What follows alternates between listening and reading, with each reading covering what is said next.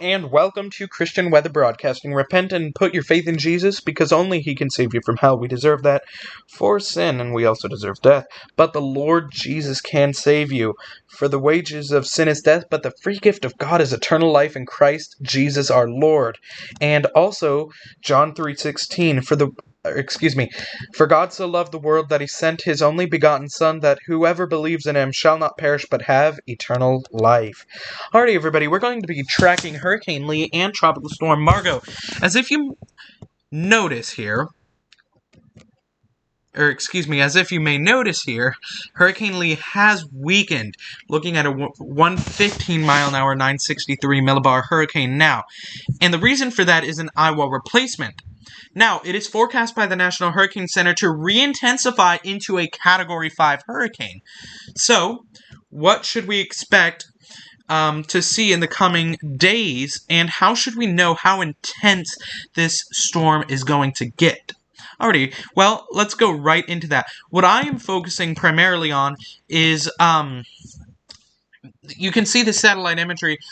It looks like we're getting colder cloud tops than we had in the previous intensification when it went up to Category 5 strength.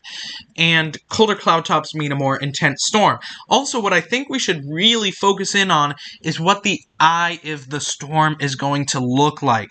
So, let's go take a look at the GFS model simulated IR. And what I mean by that is the GFS is forecasting a very, very large eye on this system. And a larger eye means a less rapidly intensifying storm. But if it comes with a smaller eye and some very cold cloud tops, we could expect a more intense storm. So what we need to watch in the next coming days is how the eye reforms and how the structure of the system reforms after the Eyewall replacement cycle. Already I feel like it's looking better than it did. So, winds right now 115 miles per hour, 963 millibar pressure. It's already looking like we're re-intensifying with this storm. It's re-intensifying right now. You can see the aircraft reconnaissance has gone into it and have picked up winds of 960 millibar pressure, and even down to 958 millibar pressure, which is lower than what we have now, meaning that it is an intensifying storm. Though we do have some indicators that it's not as strong as it was, obviously. That temperature there when the hurricane hunters passed through the Eyewall is lower and not as dramatic of an increase. So it's a weaker storm right now, but we should see that improve and the overall structure of the system to improve. Wind speeds have already gone up. Flight level winds picking up to over 110 knots now, and surface wind going up to 140 knots according to this data here from the reconnaissance mission. It has finished, so that is our reconnaissance mission now, and so that means Hurricane Lee is on its path to intensifying again. How intense will Hurricane Lee get? Well, we're expecting it to remain a hurricane, or actually go up to, let's see here, by September 10th, which is tomorrow, winds of 150 miles an hour, so a strong Cat 4, going up to 160 mile per hour wind, Category 5, and then it will go even higher all the way to its peak at 165. Remember, it peaked at 165 already. So it's going to go up, according to this latest forecast, up to 165 mile per hour wind, and then start to weaken off again. So because it went through an Eyewall replacement, it is expected to re-intensify into a larger system. By tomorrow, we could be looking at a very strong Category 4 hurricane. Let's take a look at the wind speed probabilities here. As you can see, northern Leeward Islands not looking at very much wind speed probability. Puerto Rico and Dominican Republic and the Bahamas all looking at very little chance for tropical storm force winds. Let's read the key messages for this system. So, Lee's course is expected to move well north of the northern Leeward Islands, the Virgin Islands, and Puerto Rico this weekend and early next week. Dangerous surf and life-threatening rip currents are affecting portions of the northern Leeward Islands. These conditions will spread westward and northward, affecting Puerto Rico, Hispaniola, the Turks and Caicos, the Bahamas, and Bermuda through the weekend.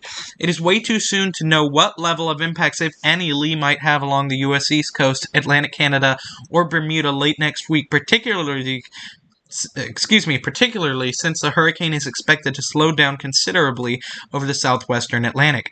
Regardless, dangerous surf and rip currents are expected along most of the U.S. East Coast beginning Sunday and Monday. Continue to monitor updates to Lee's forecast during the next several days. Alrighty, everybody, let's go to talk about Tropical Storm Margot.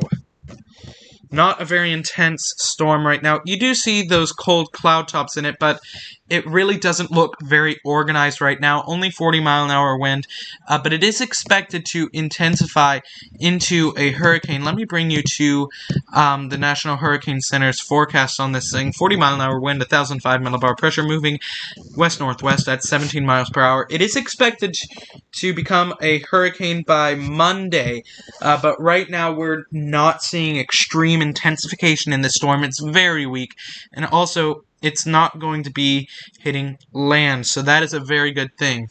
And I'd like to go talk about landfall impacts pretty quickly here. Let's go to the tracks for Hurricane Lee. As you can see, these models are bringing it away from Bermuda, which is a good scenario, but you can see these GEFS models, which are all over the place, do bring some of the spaghetti models are bringing it pretty close to Bermuda, so we could see the possibility of seeing this storm get close to Bermuda.